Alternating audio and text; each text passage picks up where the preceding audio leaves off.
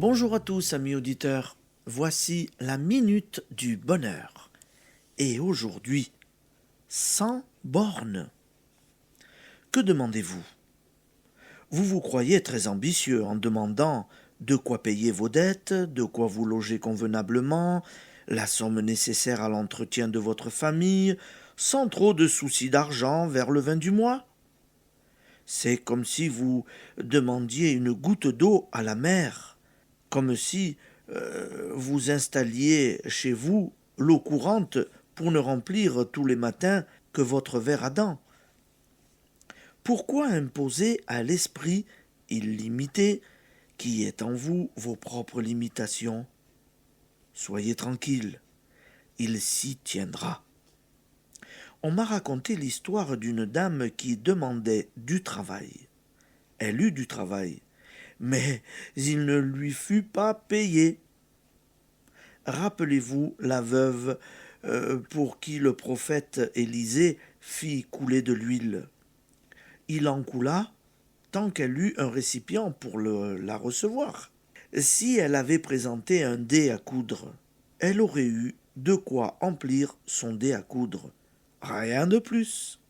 Justice sur l'urgence d'une vision ample et d'ample demande, sans nous laisser obséder par des petits désirs et de petits détails qui ne sont en somme que de petites prières, car cela est très important.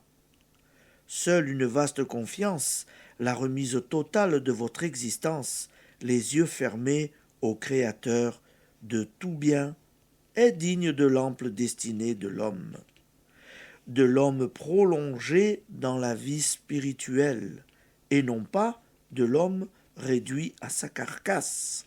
Quiconque saurait prononcer chaque mot du pater avec une profonde conviction, un profond sentiment intérieur, n'aurait besoin de rien de plus pour vivre dans la plénitude.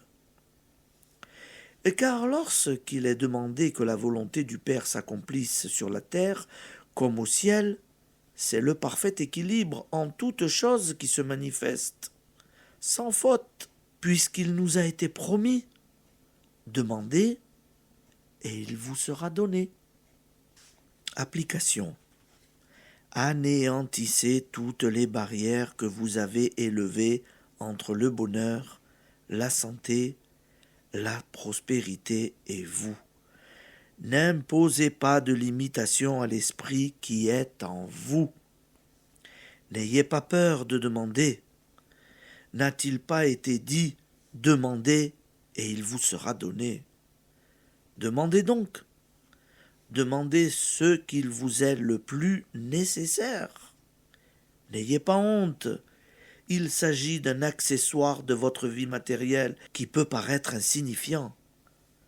Rappelez-vous que le Christ n'a pas dédaigné de changer de l'eau en vin pour abreuver une noce, que ce fut même son premier miracle, comme s'il eût voulu nous démontrer qu'il est plein d'indulgence pour les besoins des hommes, même lorsque ce besoin est de se réjouir.